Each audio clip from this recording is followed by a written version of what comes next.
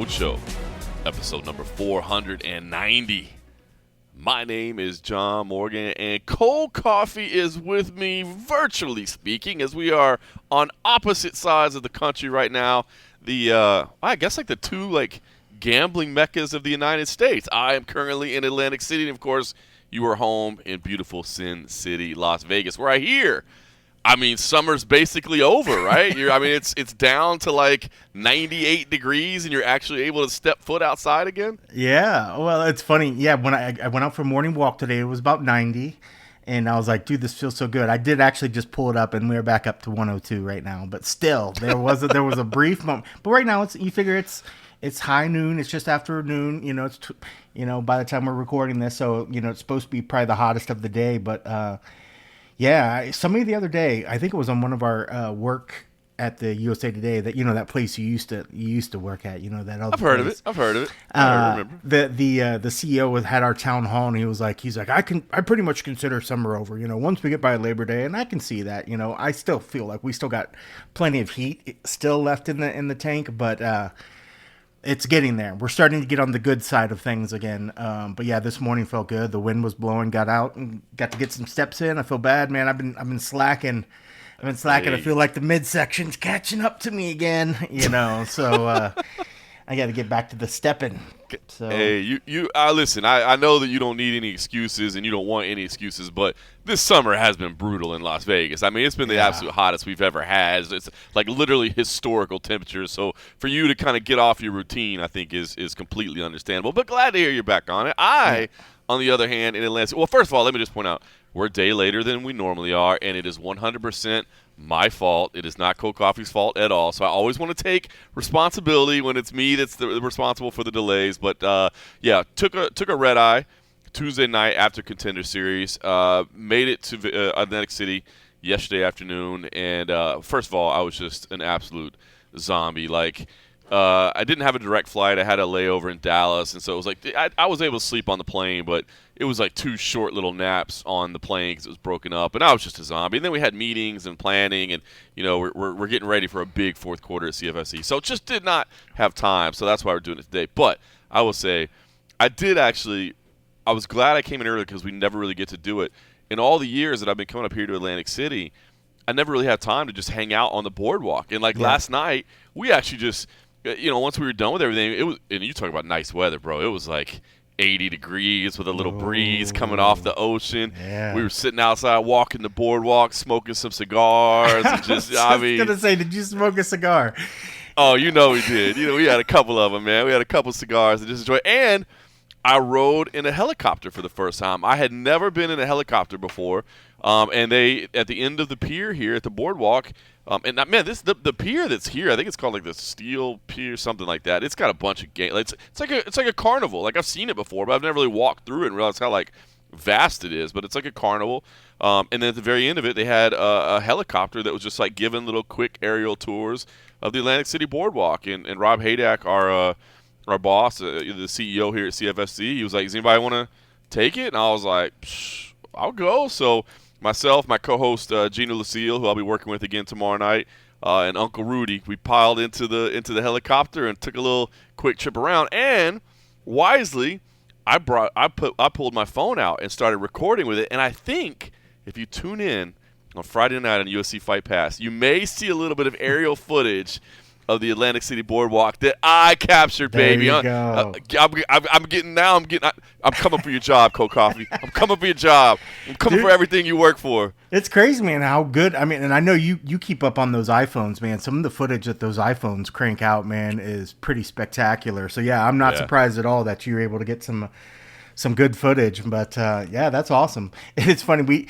John told me earlier that he got on the helicopter, and I was asking if Dana was down below cursing his name because of the helicopters going overhead.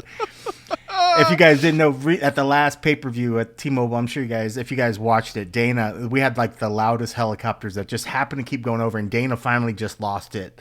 and just started cursing about the helicopters. So now anytime I hear somebody talking about the helicopters, I can't not think about Dana losing his shit about just helicopters that were completely out of control. Like, just out of control. And he's just like, what is going on? Like, they're coming for you, Dana. It's those damn Democrats and all their helicopters coming for you. It's Biden. I think it's Biden flying over you, Dana. That's hilarious, man. Oh, man. Good times. All right, well, listen. It's busy. I've actually got to run to meetings here in a little bit, so we're not going to have the long show. They actually got a couple of interviews teed up as well because we knew that was going to be tied up with meetings and things going on out here. But a couple of things I did want to get to first before we turn over those interviews. I guess first, just final thoughts from you, UFC on ESPN 61. Obviously, I did the and a half episode and gave it all my thoughts over there to the folks at Patreon, but I haven't heard from you. I mean, really, a good win for Sergey Spivak. Yeah, incredible. It's really impressive win. I think he's saying he wants to fight up in the rankings. Wouldn't say a name, no matter how many times he was asked. But I think if you look at it between who's matched up and who's not, really the only names above him that aren't booked right now would be either Jailton Almeida or Curtis Blades, which, to be honest, I really like stylistically both of those matchups. I think they're both good. So I guess I want to get your thoughts on that. And then other than that, I mean, I think my only other big take really was just Chepe Mariscal. I mean, I thought the guy looked absolutely incredible, but then you had the weight miss, and it's funny, I've seen Saif Saud going around saying, really pushing for point deductions for a weight miss, and we actually had our official weigh-ins here today for CFFC 134, and we had a couple weight misses along the way, and some of the staff here was talking about, man, I wonder if MMA could ever institute a point deduction for a weight miss as well, and maybe that would really change things. It was funny, knowing Safe the way we do and liking him as much as we do. I mean, it was funny to see him absolutely lose his shit in there during that fight. Like, they were yelling at each other, and I enjoy that quite a bit because it's funny to hear how loud he is. But anyway, just want to get your thoughts. I mean, that was kind of my key takes out of this past weekend, and we'll just, I guess, wanted to get your final word on anything. Just to go back to the point thing, when everybody keeps saying this, point deduction.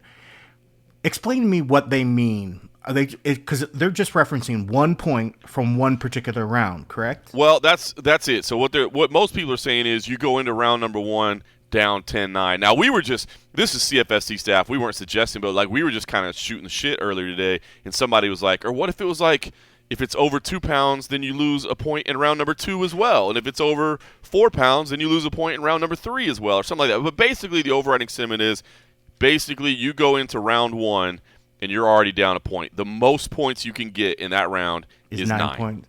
And that makes more sense. But I mean, I do like the idea that there's sort of a potential sliding scale. I do like because 1 point, when I think in my head, 1 point, I'm like, okay, yeah, I get it. You're starting 1 point down, but really in the grand scheme of things, that's still not enough to really factor much. If you could, that just maybe you get a draw one particular round, you could still lose 2 other rounds. But I could see where if somebody's really giving up an advantage, 2 pounds, 3 pounds, 4 pounds, and then maybe if it goes beyond just one round, then I can see where a point deduction really can be effective. And think about this, Coffee. Let me get it. Today in our co-main event, the official weigh-ins, we've got David Magoyan, right, who is an undefeated stud. Arman Sarukin's cousin, has been trained from Arman Sarukin since he was an amateur, right? And he's facing Frank Wells in our main event. David Magoyan misses weight for featherweight by 5 pounds. He's 151 to 146. Now, credit to Frank Wells. Frank stepped up and said, I'll take that fight. There was a 50% fine, which I'm a big fan of. That's awesome. That's huge. Yeah, ask for more money. So I was happy to hear that they settled on 50% because that's a significant miss. But so at 5 pounds, what if it was like you lose 2 points, or maybe even you lose 3 points? So if I fight you and you're 5 pounds overweight, and I have 3 points over you, now even if you win every round, we draw. Like, basically, you got to finish me in order to get a victory. And so I was just going to say, that as crazy as I'm saying, hey, I do like the idea of more pounds, maybe more points. Or if you really want to, make it definitive, I'm not opposed to you miss weight, you lose a point from every round possible. You have to finish that person. Wow. If you really, you messed up. You messed up so bad. This fight could possibly be called off. If I'm green, I'm going to take maybe it's a point I've ever. Then now I'm just throwing out whatever because I can see where somebody's like, you can't take a percentage and take a point for every round. That's just crazy. I wouldn't see that. Okay, how about I don't take your 20%, but you give me a point from all 3 rounds instead. Which one do you want? Which one do you want?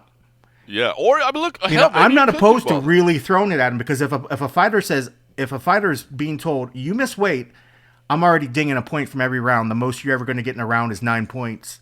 Don't miss weight. Don't miss weight. You think people might change at that point? Like, I guarantee. You know what I mean? Like, guarantee that would impact things. I mean, because when everybody's been clamoring and just say, "Oh, I want 1 point," yes, that helps for one particular round, but is it really swaying the fight? Not that much. I mean, right. So I could see where somebody's still like, "Huh, I took 5 pounds," like Chepe just looked like he didn't even try, and like.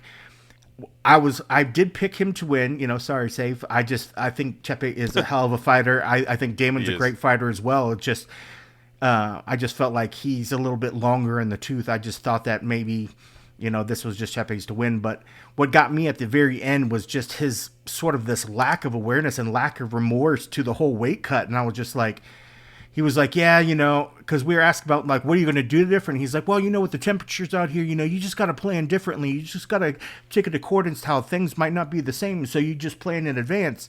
And then I'm like, but bro, you didn't do any of the shit you just said. Like, you're talking like what you needed to do to make it happen. But then he's showing no real remorse for it. And that was the only part that kind of threw me off at the very end because I think it was a great fight. I thought he fought his ass off, and I think he has a lot of potential. But if you're going to miss weight, at least somewhat act like you're remorseful. Don't act like, you game the system and, the only thing that I don't know. That kind of rubbed me wrong about Chepe on that, but I did pick him in that fight, and I mean, it's a great fight. He's a hell of a fighter. He's a hell of a fighter. He's a hell of a fighter. I mean, he's a smart kid, but man, know when you fucked up and at least be a little bit more, take some ownership of it. It just felt like he was ready to brush it under the table, like he didn't do anything wrong, and that kind of threw me off. Maybe it was just because it was Safe's team and Damon that I was just like, bro, act like you're at least sorry about it. Maybe I wouldn't care if it was somebody else, but still. But I thought it was a great fight. Sergey, I was one of the only people on our staff that picked Sergey. A lot of people thought Marcin was gonna do it, and I mean, like, he'd been fighting on another level. But Sergey, man, when they first fought, he was like a kid.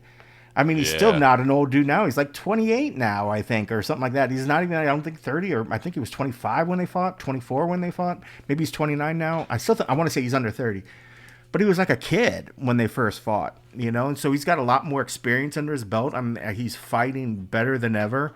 I just felt like when we've been seeing from him, I just feel like he's really almost on that doorstep of really stepping it up and becoming a real potential threat in the division. But I'm glad that he's not trying to immediately clamor and say, like, I should be fighting the champ now because he's not that good. He's gotten better. No, not yet. He's gotten better, but he's not quite ready. I mean, I think, Cyril Gahn will give him a crazy test. I think when the guys that you mentioned before would give him a crazy test. But, I mean, he's definitely in the running. But I thought it was a great performance. And, maybe Tybura should go back to the crazy Fifth Element haircut, and maybe that's what threw him off.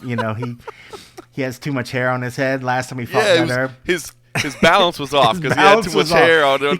He couldn't dodge the strikes. But no, I mean, both are great guys. I mean, I thought that was a pretty good fight. I mean, a lot of people were stinking on the card, and were just, of course, a lot of people just sort of hating on Apex and then hating on the card. But I thought it was a decent enough card. I thought there were some good fights on there. But that was a good one. The Barlow fight, I know you were paying attention to that one. That was a good fight. Yep. Gutierrez, I mean, he stepped up. Man, Chandler was another one that, I think that might be it for her. That big weight loss, that weight miss as well. Like, there is no 145 division, and if she can't make 135, and Yana, I mean, give Yana all credit, man. She's tough as nails, but Yana's not the greatest of fighters, and she put it on Chelsea, so it's like, I think that's the last time we're going to see Chelsea anymore. But no, it was a good card. I mean, I thought it was a good, solid card. It was followed by the return of Dana White's Contender series as well. So I want to get your thoughts on that because I know. Thank goodness for that. We love some Contender series. Well, it was funny because okay, look, you always have the ability to go sit outside if you want and watch the fights, right? But you're obviously very busy, and you're in the back interviewing the winners all night long. So you very rarely come out cage side. Sometimes you'll come out for the first fight, depending on, I think, how timing's going, how you're feeling.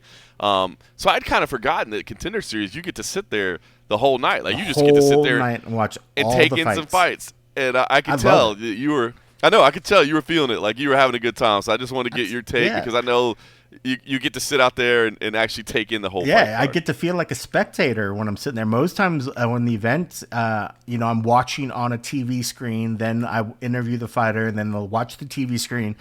And sometimes you miss a lot of the fight action because you're doing interviews. But in this one, we don't know who we're going to interview until we have the contract winners. So to be able to go out there and just sit and take in fight after fight after fight and actually get the feel of the room, get to, even the reaction from the families and stuff like that, I enjoy seeing that sort of interaction, them cheering their fighter, not that I enjoy seeing the pain, but that's the real part of the fight game, watching the families react to the losses as well. Yep. You don't get any of that. You get zero sense of that in the media room. In the media room, a lot of times we'll see the families come and sit in the chairs waiting to leave the building, and I know people are going to stink on them because they're like, that's the part where the UFC is kicking them out of the building after their fight, It's funny because I bring that up because who was it that fought earlier in the night? Was it Yusuf? That was the Yusuf card, right? Where Yusuf's like, man, they're asking me to leave, man. They're kicking me out. I want to sit around and watch some fights. He's like, can I sit in here? He's like, can I get a media credential? Can I sit in here with you guys? He was so amped up. He was hilarious. His energy. You said Yusuf, and for some reason I thought you were talking about Sadiq Yusuf. You're talking about Yusuf Salel. Yusuf Salel. Yeah. His energy is he's like Energizer Bunny 11 all day long, dude. So yeah, he was one that was like, I want to sit and watch the fights, but they're asking me to leave. But when you're sitting in the room, you don't get any sense of that really sort of that interaction between the fighters and the crowd and their families and stuff. We see them sitting in the chairs waiting to leave, but to be in there in the venue, actually getting to watch it. And even then, it's very different from a regular one. There's no walkout music. It's very quiet. They come out there. I'd forgotten about that. To be honest, when the first fighter walked out, I'd totally forgotten. Like, oh yeah, no walkout music. Like, it's weird. They're just like there, you don't even, you can't, unless you're paying attention. If you get distracted, you don't realize that they've already walked out, that they're getting checked out by the immediate, commission personnel, the refs, and before they walk in, you're like, holy cow, like nobody said anything. And then boom, next thing you know, the fight goes, and there were some stellar fights, man. Like it was right off the get go. So yeah, I mean, I know Dana's excited about it. I know we're excited about it. I love Contender Series.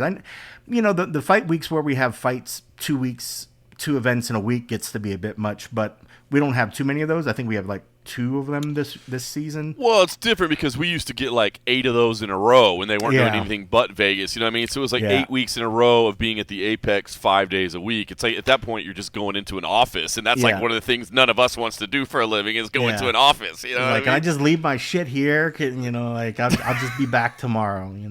Like don't make me unpack and bring it all back tomorrow. But I'm glad that the season's back, man. It's so much fun. It's just so much condensed really quickly. The pacing's quick, the action's quick, and then at the very end we get to talk to these fighters that are so amped up and excited to be in it, and it's just something thrilling and cool to see somebody at the very start of their UFC career. A lot of them have already been fighting and could have had a great, 5, 6, 7 fights maybe elsewhere, so they're not beginners by any stretch of the means, but in the terms of the UFC, getting to see these people. And when you go back and you look at the fighters that have came through there, I still trip out every time I go back and look at some of the faces and names that's went through. And, and you hear Dana talk about when he goes back into the war room, they see all the blue because they'll color code it, by what sort of avenue that they made it into the UFC. And he says the blue just dominates the board now. I mean, they sign a lot of fighters from them, but there's a good reason for it too, because they're all studs, man. When you go through and look, it's pretty amazing. And O'Malley was the second Contender Series champ, right? Because Jamal was the first, and then O'Malley. Yep. And I mean, like, before you know it, I mean, like, the number of fighters, number of champions that have come through that program it's just going to keep growing. It's going to be spectacular. So yeah, I'm super stoked that it's back. It's an early night. We're out of there pretty quickly. So yeah, I love it. It's fun, and it's literally minutes from the house. So I love it. Can't beat it. I'm gonna have to miss. I'm gonna have to miss next week's episode. Gosh, it is an episode, I guess, but fight card. Because I'll actually be in Washington, D.C. for PFL. But I'll certainly be watching. One little small thing, and this is just the OCD in me, and this is so, like, I doubt anyone cares, but I'm going to say it anyway. I noticed in those last two cards, the UFC has added, like, LED lights around the bottom panel of the cage, right? So and it's actually a smart idea. From what I heard is that I guess they were noting that sometimes it's a little dark when the fighters are on the ground, and so they want to like kind of light it up a little bit. So I don't know if anybody saw that. It was at both the Fight Night and the Contender Series. So if you didn't notice it, check it out. I doubt it'll be in Perth at UFC 305, but I imagine it'll certainly be back at the Contender Series. So anyway, it's this lighting, and it does make sense because if they're on the ground and you have the overhead lights, I mean, you as a video producer certainly understand. You've got all the overhead lights everywhere, but then if you're looking for the underside where the camera angle is, it's going to be a little bit dark sometimes because there's no lighting there, right? It's just the ambient lighting of the room, and so they've added these little LED panels to shoot light up to help illuminate those shots so that when they're grappling against the cage, you'll have a little bit better look at it, which is cool. And it makes sense, except it's only on 5 of the 8 panels. And there's something in the OCD in me that just bugs the hell out of me. I'm like, why is it not around the other 3 panels? Yeah. Why? And somebody's like, well, maybe the lighting just is brighter in that spot, so they felt it was unnecessary. I'm like, yeah, maybe, but you still got to have it there. You can't have it on 5 of 8. It's got to be on 8 of 8. So anyway, it's something really random and weird. But if you didn't notice it, take a look for that on the next Apex broadcast. And then tell me, because I did see there were certain like overhead shots where they would go to the overhead shot and they would be in like the corner of where the lit panel and the non-lit panel is. And they're right there. And you can see, well, there's a light over here and there's not a light over here. And it just bugged the hell out of me. So I don't know if it bugs anybody else, but I think that's really just the OCD in me. Yeah, it could be. Yeah, we had a good laugh about that one that night. We said, I think we were saying they ran out of extension cables. There was no outlet available. The lights were on back order. Parts were on back order. I definitely saw where it did lighten it up, and I wonder if they're still sort of tweaking because they were still figuring out.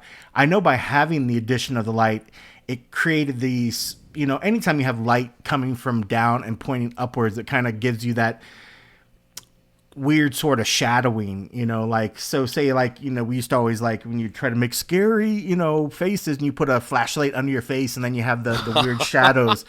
So like I was noticing how it was so sort of drastic in certain positions. It was bright, so it was creating these weird shadows in the people. So while illuminating them, it was causing other shadows that was causing other things. So I wonder if in my head I was thinking like maybe you'll just dial down the intensity, you wouldn't have that as much, and it will just give a little bit of something. But it was definitely a nice addition. But I can see where they're probably still testing it out because I think they're maybe they're just not completely sold on it.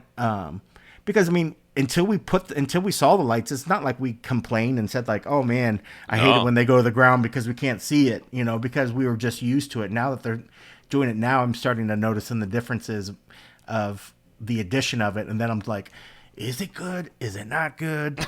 And then I think I'm just overthinking. That's just the video side of me. But that's the production side of us, man. Yeah. The production has long been your life, and it's become a bigger part of my life, and that's the production side of the sport. Yeah. It's kind of funny. But it is cool. I guess when you still think about it, like kudos to them because they're not just dialing it in and saying, well, we've been doing this for X amount of years. Let's not change what we're doing. They're thinking about it. They're thinking about it. Can we make it better? Is there some way we can improve upon the product? So, I guess kudos to them for still thinking that it needs to do something. Because if they were really truly just like, it's dialed in, we don't need to mess with it, we wouldn't even see those things. So yeah, I guess it's a nice point. I guess it's a nice problem to have.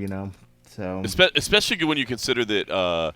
Dana, obviously, who is the micromanager of everything, he's had to turn over things over the years, but he's very much like, I want things this way, and it needs to be done this way. So to still be, like you said, to be, Well, I know we've done it, and it's been great, but let's try some new things because we could tweak it even better. It's good that they're having an open mind to do that.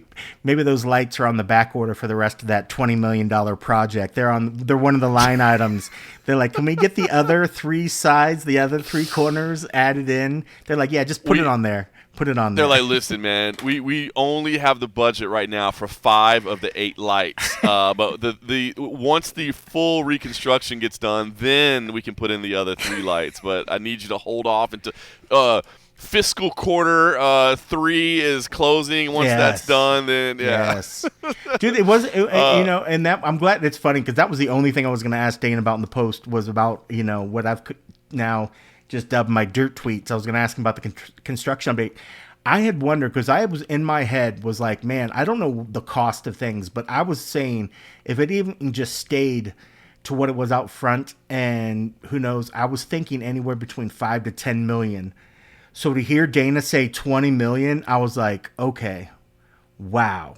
It is going to be much more than just building an extension on that building. Like, yep. they are throwing a lot at that particular thing. So it was I thought it was pretty interesting to hear him put a number out there because as much as we had been speculating, and I know that costs of things are inflated, to build a $500,000 house now is not the same as what it was 5 years ago.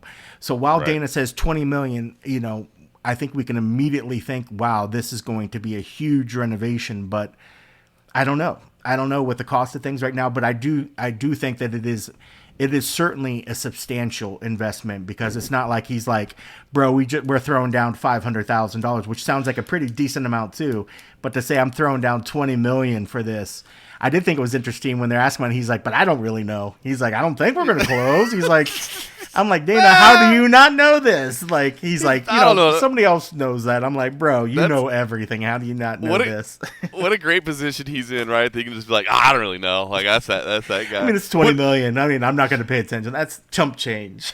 How funny would it be if, like, it turns out that, like, it costs like $1 million to renovate what they needed to do for the Apex, and then the other 19 was built like finishing out his office so that he has an exact recreation. He has an exact recreation of his office over at the main building in the Apex as well. He's like, well, this way, no matter where I'm at, I can accomplish what I need to accomplish, like regardless of position of where I am. So I had him rebuild my entire executive suite from the PI right here at the Apex as well. That way, I can be doubly as busy then. It's all upgrades to the private gym that nobody else gets to use.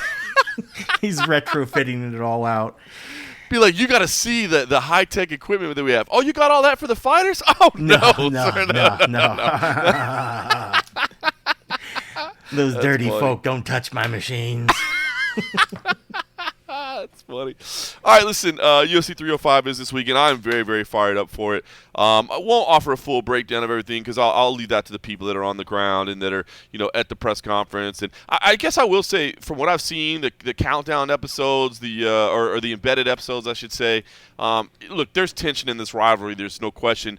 It does seem to be like it's not over the top. Like, it seems like everybody's being professional about it, and obviously they're jabbing at each other a little bit and whatever, but it doesn't seem to be the like security is scared that these guys are going to cross each other in the hallway and war is going to erupt in the middle of the hotel or anything like that. It seems like it's just kind of healthy professionalism, and both guys are Dricus du Plessis and Israel Adesanya, of course, are both dialed in on winning, but it doesn't seem like it's going to get out of hand. I'm sure the face-offs are still going to be pretty damn incredible and intense, but it doesn't seem like it's going to be the like brawl on stage type stuff or whatever, which I like. I like a little tension or whatever, and not craziness. But like I said, I won't offer a full breakdown, but I guess I just wanted to get your thoughts. I mean, you're the one out there winning picks championships, and which way did you lean in this direction? Because this to me, I'm torn on this one, man. To be honest, this to me is a 50-50 fight. Yeah, and honestly, part of it was I'm making a play to kind of counter what most people in our staff. Honestly, I could go either way on this. I think Izzy definitely has all the skills to take it, and I think people that just think that Dricus was he had enough to beat Strickland, but he doesn't have enough to beat Izzy. I think that's the wrong way to think too. So I actually leaned DDP on this one. I think that's where I am too.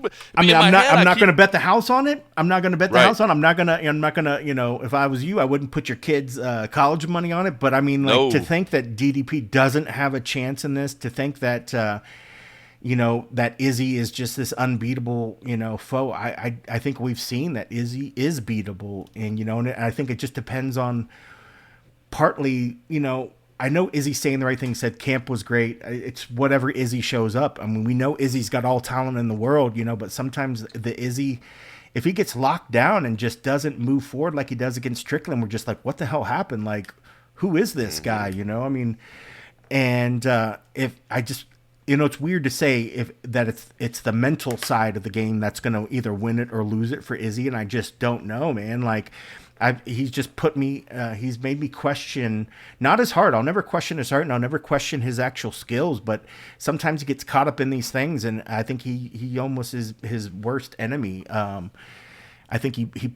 battles, besides the foe, he battles these inner, thoughts, and if he's not going in there clear-headed, I think DDP is just going to storm roll over him. I mean, like, I would never have thought Sean Strickland would have made Izzy look like it was like they were in two different leagues, but I can't shake that.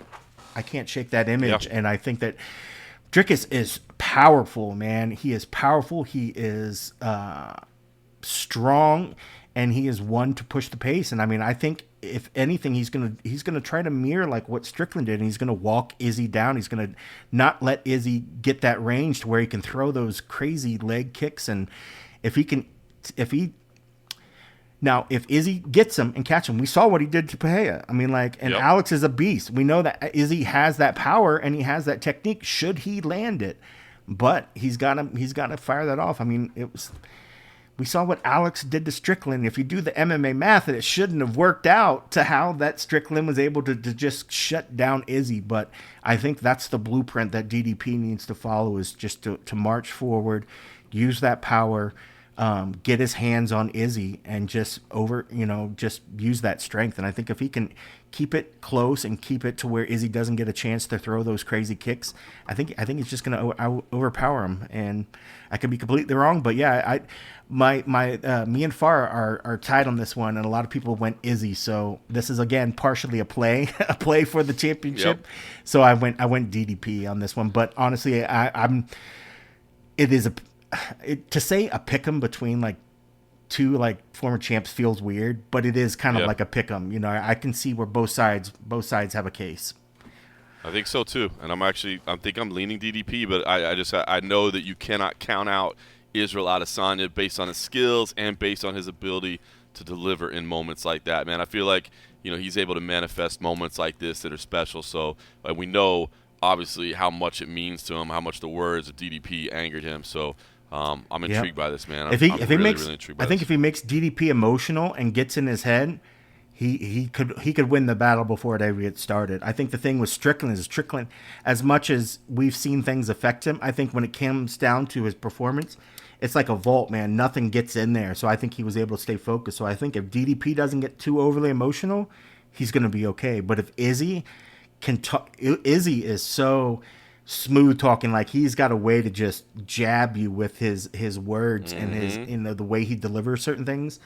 If he wins the battle before it ever starts, then we'll understand why. Because I think there's still a lot of those moments. They're going to see each other beforehand, and if DDP loses his cool and can't recover before fight night, then we might see a different DDP. Then we might just be like, okay, Izzy is there? It's all Izzy show. So it's funny because you're right. He is sharp.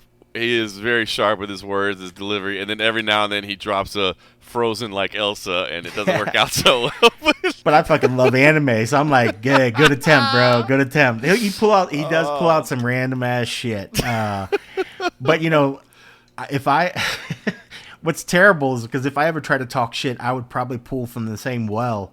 So like, I'm like, no, thank you, Izzy, for going out there and doing it, so I don't ever follow your lead. That's awesome. But, yeah. All right, UFC 305 in Perth. I'm looking forward to it. Shout out to everybody that made the journey down there across the world to cover that. Check out everybody's coverage that's down there. They deserve it. Remember when he wore the dog collar and he's like from like yes. I remember that, and I see. It's like I get what you were trying to do. I get what you were trying to do, but after the fact, I wonder if somebody. I know he would never admit that was like a misjudgment. If somebody was ever like, "Izzy, do you ever regret the dog collar fight?" Whole fight week, he'd say, "Nah, man, at all." But like, he's given us some wonderful moments, man. It's been pretty cool. Oh, so good. All right, listen. I am going to turn the attention to the PFL. They are in action this weekend. I will not be there, of course, because I will be here for CFFC 134. That is live on UFC Fight Pass. Would appreciate you tuning in if you can. But the PFL is back in action. I started to look ahead, actually, to next week, though. I will be in Washington, D.C. For the final playoff event of the year.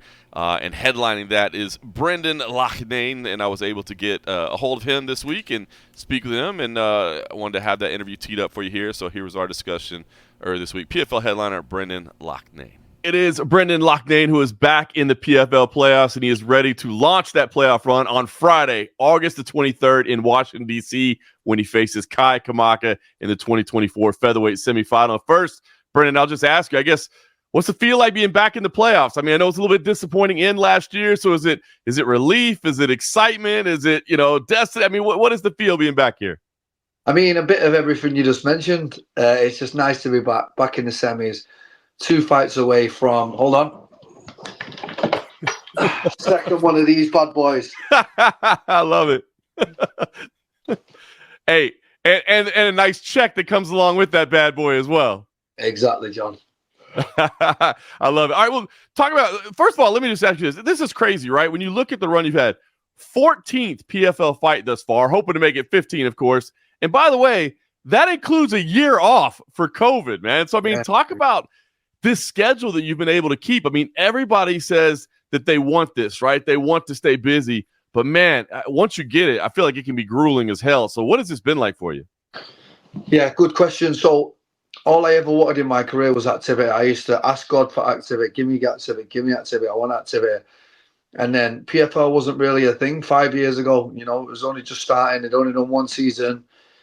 And then, it just came up and it fit my schedule. I've clearly shown that I'm a tournament fighter. I enjoy the grind. I embrace the grind. And my only 2 losses in this promotion have come to the 2 other tournament winners. So my record speaks for itself. What's the mentality like for you? That's what I wonder, right? Because you're one of the few that has been able to show this level over and over, right? But it's so different, right? Because most promotions, you win the title and then you go defend the title, right? Meanwhile, in the PFL format, you win the title and then you got to start over. You're back at square one. You're even with everybody else. So what's the mentality like for you in that scenario? Not just that. I mean, any other promotion, you win the belt, you take 6 months off, you parade the belt, you have a good time. I was back in camp like 4 or 5 weeks after, ready for the next tournament, and then I wasn't the champion anymore. So what? The next day I'm not the champion. When does that end? That second? Like, we don't really know what's what in this. All I do know is to be a 2-time PFL champion, you have to be a special breed of human, and that's what I'm setting out to do. You absolutely do, man. And listen, this season has looked spectacular, right? A couple spectacular results to get yourself to the top of the table. I got to feel like you're satisfied with how you look so far. But what do you think the key is to being looking as sharp as you have this season? Experience. I mean, this is my 4th season now. I just feel like I couldn't go back to normal fighting now. I couldn't imagine fighting once a year, twice a year now. Like, I love this now. I enjoy fighting every 8 weeks. After I lost to Pinedo, I thought I wanted time off. Yep, I want time off. Then I got time off. I was like, actually, I like the grind. So, I was happy to come back this year refreshed. That was the first 10-month break that I'd had in a long time. So I embraced the break, did everything I needed to do within that break. And now I'm hungry to just keep going. I don't even feel tired at this point of the season. I don't feel beat up. 2 easy fights. Body's holding up great. It's all looking good for me. That's amazing. So when you talk about, because I have wondered about this, I mean, PFL is still relatively new, right? Everything's still developing. And I mean, do you think I just wondered, can guys do this over and over and over and over and over? It seems like you can. I mean, do you think other people can do the same thing? Is this a format that people can repeat, or is it just something about you? Me, Natan Schultz, Kayla Harrison, Magomed, there's about 5 or 6 people that I set out to do this type of fighting. This is not for everybody. We've seen other guys come over, many, many names that I could mention, who didn't succeed in here, and they've done great in other promotions. It's a special type of fighter to cut 20 pounds every 4 to 6 weeks. It's a special type of fighter to go through injuries and still fight. It's a special type of fighter to lock in for 7 months a year and not get fat. You're just locked in, completely in. And it suited me down to the ground. I couldn't think of going back to normal fighting. That's awesome, man. All right, well, let's talk about what you got at stake here. Kai Kamaka, listen, a guy that's been around for a while, but now if you go back to his Bellator run as well, 5 wins in a row, right? He upset Bubba Jenkins. He got Pedro Carvalho. I mean, what have you seen in him thus far? Because it seems like, man, as long as the guy's been around, man, he might be doing better than ever right now. Exactly. He's coming into his prime. I'm in my prime. Going to make for a great fight for the fans. 2 strikers. But again, it's his first time doing this, John. It's his first time in the semis. He's had 2 very, very difficult fights back to back. I've had more TKOs than he's had wins in his whole career. So, it's favoring towards me, and I'm going to show that next week. I love it. What's the biggest challenge, you think? Is it the mental challenge, like you said, of being locked in as long as you are? Is it the physical challenge of putting your body through the training camps overall? Which is the tougher side of it? Yeah, I kind of like the lock-in. I kind of like the fact that silence the noise, silence the distractions, stay in the zone. It doesn't allow you to, get fat in between camps. It doesn't allow you to lose concentration. It doesn't allow you to lose sharpness. It, really locks you in and homes you in. And I enjoy it now. I actually, I'm going to miss this type of fighting because don't be ringing me for another season, PFL. I'm putting that out there, please. 4 now. Let me live. Okay, so wait a minute. You've been spending the whole interview telling me how much you love this, but now you're saying, I'm getting that belt and I'm getting that million and I'm done with this nonsense. John, I'm 35 this year. You're going to keep putting me in tournaments for how long? You know what I mean? I love it. So then so obviously after you claim the belt this year, what do we do? Are we looking to get on these big super fight cards like what we just saw announced for October 19th? Is that the plan for Brendan Loughnane? Who wouldn't want to see Brendan Loughnane and Pitbull putting the PFL and Bellator belt on the line? They're the type of fights that interest me after this. Listen, big fight in Kai Kamaka coming up. Big fight with whoever gets in the final. Listen, God bless, everything goes well and God willing, and that is my goal. I love that matchup. You're right. Who wouldn't want to see that? Hey, you mentioned the other side. Have you started scouting the other side of the bracket yet? Do you look at the other semifinal, or is it important to not look over there on that side of the bracket? What's the play there? I try to not look at anything. I try to not look at the points. Everyone's like, oh, do you strategically plan your fights for points and all that? I don't look at anything. I just think, right, the reason tournament fighting is good for Brendan Loughnane is because I'm a finisher.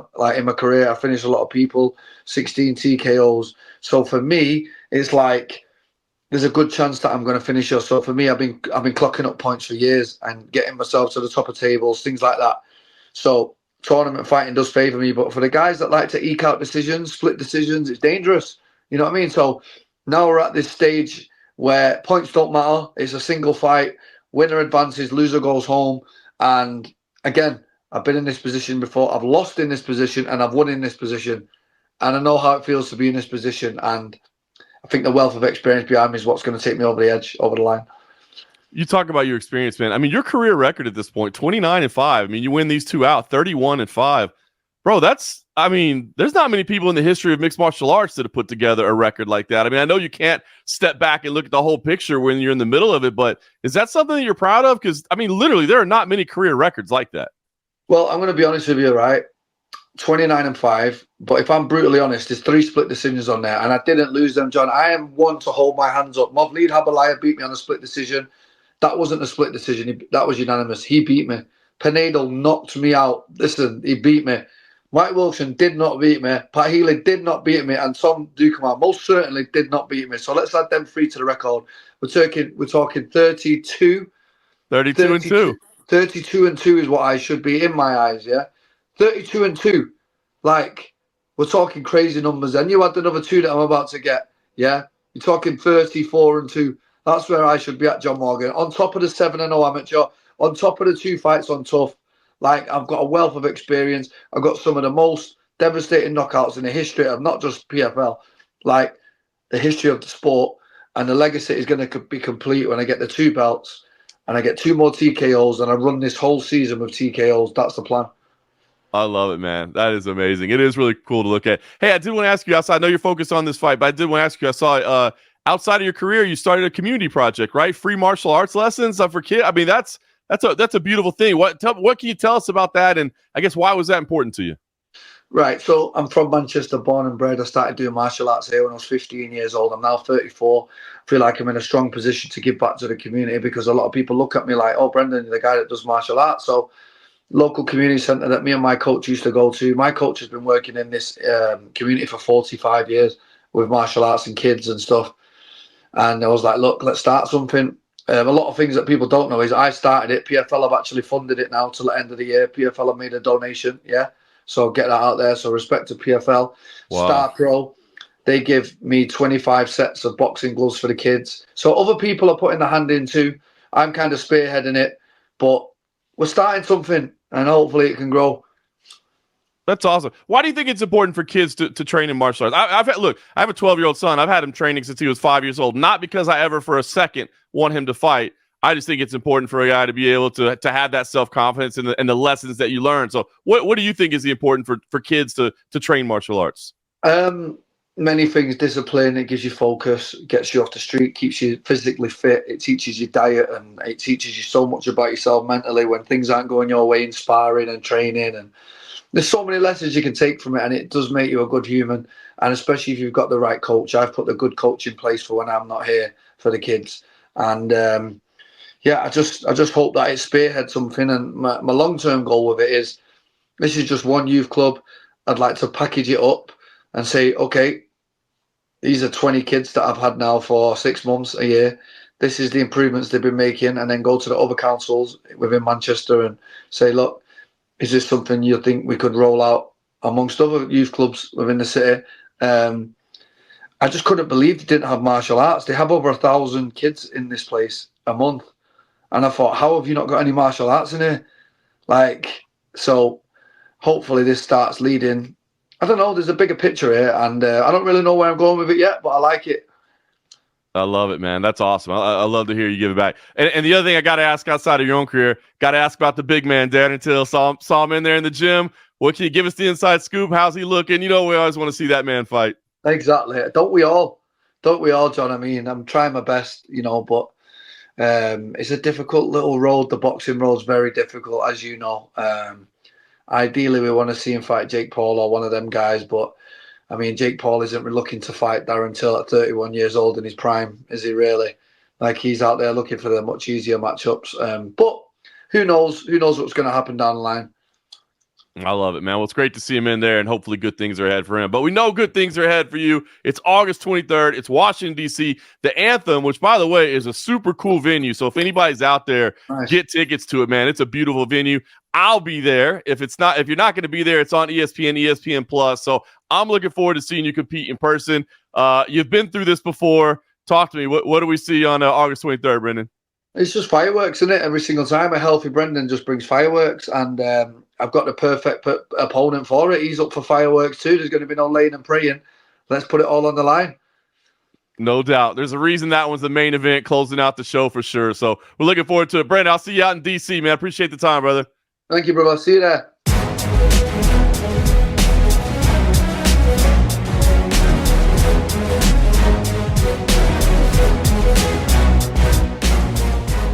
All right, that was Brendan Loughnane. It really is impressive. I mean, I know I kind of outlined it there, but the career record that he's put together, and then, of course, when he tells you how it should be even better, it is pretty incredible. So if he is able to put together another $1 million victory, there will be big things on the horizons. Now, listen, I will be in D.C., as I mentioned last week, but I did not want to focus just on that event. I did have a chance to speak to Abdouraguimov as well, and you may say, who the hell is that? Well, you probably don't know him as Abdouraguimov. You probably know him more as the Lazy King. He is quite the personality, and he is quite the talent as well. I had not had a chance to speak with him before, but I did have a chance to talk to him about kind of what he's got going on and where he sees this direction moving. This was Abdouraguimov, the Lazy King. It is Abdoul Abdouraguimov, although most people know him as the Lazy King, of course. And so let's just start there.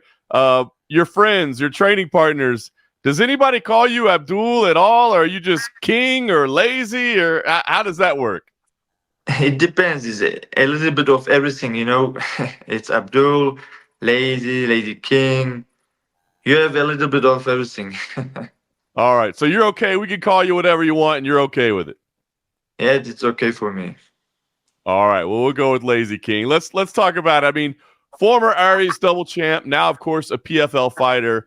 And you've got 2 wins. But I wanted to ask first, how did you decide to sign with the PFL, right? Because I think a lot of people, including myself, assumed you were going to go to the UFC. So how did you make the decision that the PFL is the right place for me? Yes. At the beginning, it was one time I wanted to go to the UFC.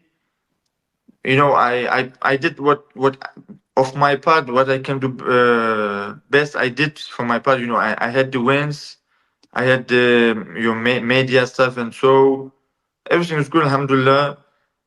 But after, I don't know, my manager talked with them. He didn't get a response, you know. And then sometime he told me there was a promise, and so there was stuff like that, you know. So it didn't make it. So at this point, I thought I have to move, you know. I have to go forward. So I don't gonna wait until I don't know how much, you know. So we've looked at the PFL. It was a good organization, you know, high level organization, and it has a different look, you know, with the tournament, and so they think a little bit different than other organizations. So, and we've got to contact with them, and they welcomed me very warm, you know, very good, very good people. I've talked with them, so the feeling was right, and I want to fight the best, and they are the best, one of the best guys in the world in the PFL. So let's go. That's the history. That's the history of it right there. And you've had a couple of appearances, right? You've gone 2-0 in the PFL. Beautiful submission win there along the way. Then a split decision in March. I guess how have you felt about your 2 performances in the PFL thus far? It was very, very beautiful for me. I feel happy about that. And it shows me, you know, that I have to improve a little more. It gave me motivation, you know, because I saw what works and what doesn't work. So, and to feel the high level, you know, it makes you motivate more because, you know, they're always a stronger guy out there, you know. You have to be prepared, always 100%. So it motivates me. Fantastic. Have you had to make any changes, make any adjustments? As you said, you know, you see what the highest level is like. Have you wanted to switch up your training at all, do anything different, work with different people? What kind of adjustments have you made after seeing the high level? You know, it's a little on the details, because my game from the beginning was simple, you know, go forward, go for the takedown, and do my grappling, submit or knock him out. Simple, you know. Always I had this plan, but in the middle, right, I've changed a little bit, you know, my style, and with time. So now I thought I have to more wrestle, you know, wrestle more dominant wrestling and dominant grappling. So that's little details, you know. Just go with the basics and improve, you know, here and there, and do what works. That's it. Well, it certainly has worked for you so far. Talk to me about just your experience with the PFL, right? I mean, a great time, just as they're absorbing Bellator. You know, they've got the PFL Europe going on. You've gotten to compete in France, where the crowds have been absolutely amazing. So what have you thought just about the overall organization, the people, the show itself? How have you felt about the PFL so far? For the moment, it's great, because in the beginning it was new, you know. PFL, it was their first event in France, Paris, you know, and I took place at this. It was very great event, one of the biggest events in the PFL history, you know. So it went very good. And for the future, more fighters coming up from France and so, and also the PFL with Bellator now, and is going to the Africa, to Middle East, everywhere. It shows out there's a lot of opportunities with the PFL now for a lot of fighters in the world. So it motivates, a lot of us, because you see there's a serious professional organization. There is the money. You can have, fight against the best. So it's great. I feel good. I'm motivated. Like I said, like I'm now in the PFL. I'm concentrated really on the belt. I want to go for the belt. I'm not just here to just profit from with the money and that's it. I'm here for the challenge. I always want new challenges. I want to improve, fight against the best, and be the best. That was the main goal in the beginning when I started MMA. Just to be the best, one of the best. I love it. So with that in mind, knowing you want to go for that belt, I mean, do you anticipate being in a season next year? And I mean, is a PFL Europe season enough for you, or do you feel like you've already shown that your level is high enough that you should be considered for the global roster, not just for the European roster? Yes, now there's new changes in my career. I've signed with Ali Abdulaziz, with Dominance MMA. So I'm happy to work with them. We're really honored. Great staff. I've talked with them, really great people with Hurt. So alhamdulillah, everything's good. So now we will talk with them, and I think we will do good decisions together.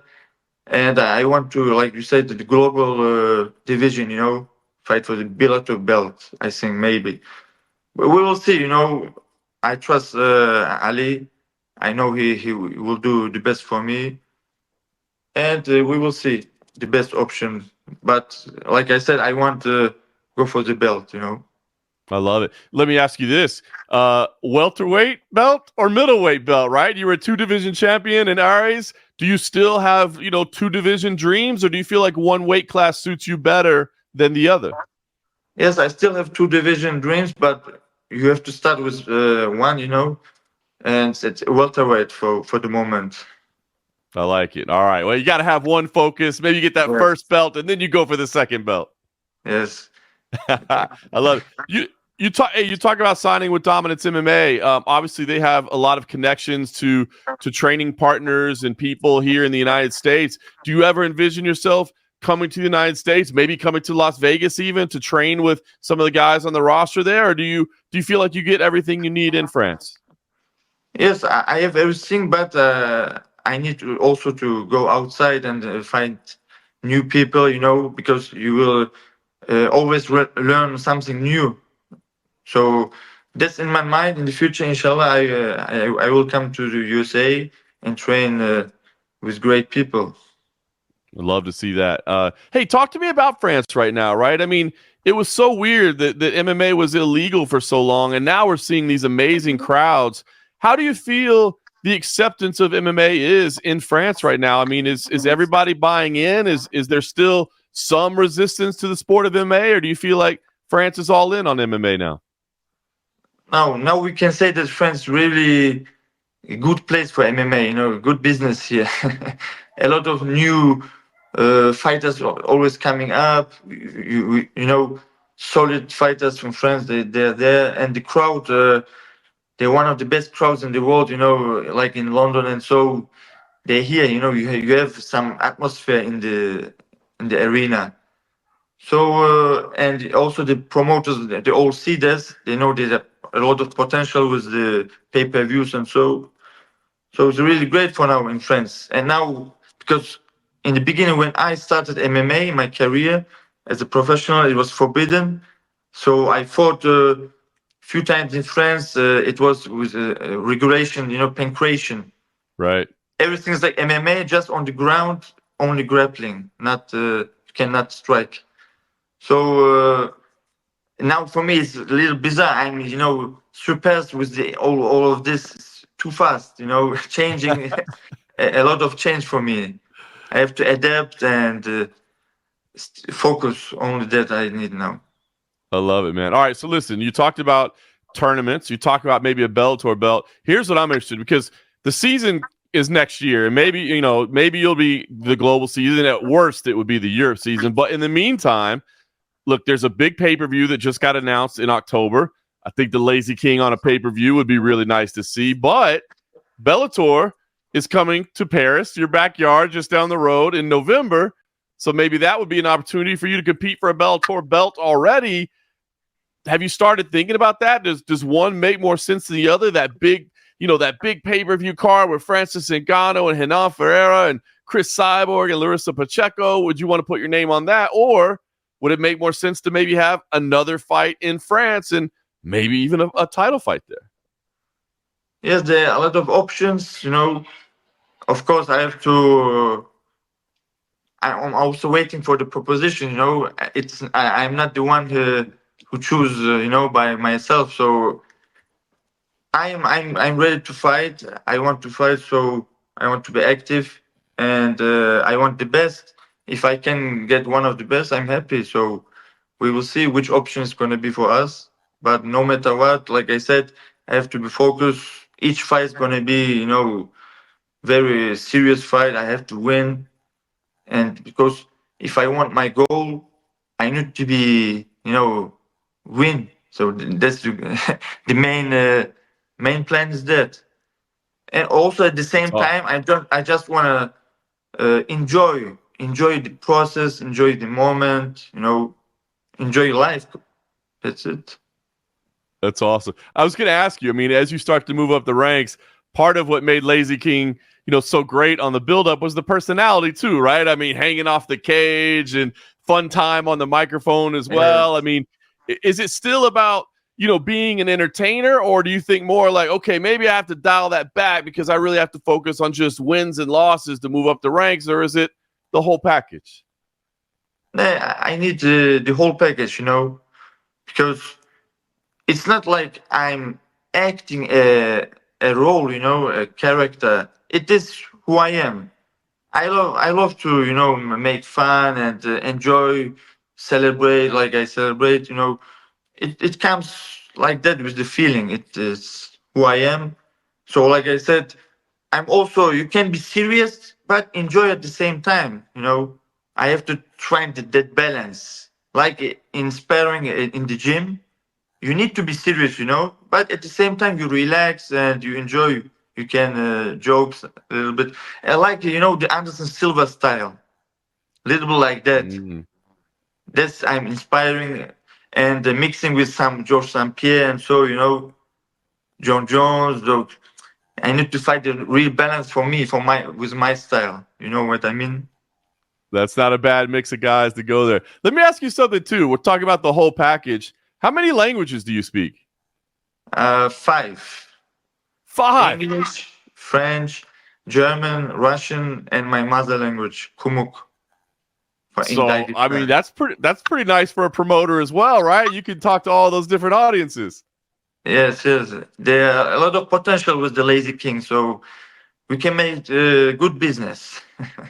I love it, man. Well, I'm looking forward to the next step. Like you said, there's a lot of options. I think probably one more big fight before the end of the year, and then maybe, like you said, that global tournament next year. So I guess a lot of things on the table, but let me just ask you, you've already accomplished a lot in your career. You're 18-1, which is incredible. Now you're with a major promotion. You're still just 29 years old, which is amazing as well. So I guess, what do you see as the goals for your career now? You touched about, money, but the belt. Ultimately, when you're done, like, what's the ultimate goal for you to accomplish? It's to go the highest level I can go, to go on the top of the mountain, to move until I can't move. I will move, and at the same time win, of course, a lot of money, because after the career, I don't want to walk, some other, because I don't know nothing, apart from striking and grappling. I do nothing, man. So I need some little money, some business here and there, and that's it. Alhamdulillah, inshallah, that's the goal. I love it. Give this man some money because he doesn't know how to do anything else, right? He can't get a job after he's done. Thank you. I love it. Awesome. Well, call him Abdoul if you want, but of course we'll call him the Lazy King. Congrats on your signing with Dominance MMA. Looking forward to the news, and be sure we're paying attention to you with whatever comes next. Thank you very much. Oof.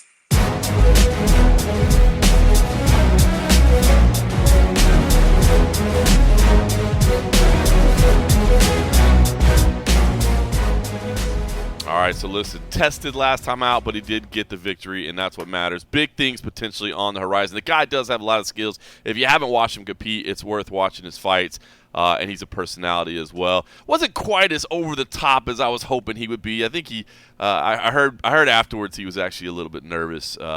I mean, you know, speaking to John Morgan, you get a little tired. No, but I think it's just how it is. You know how it is.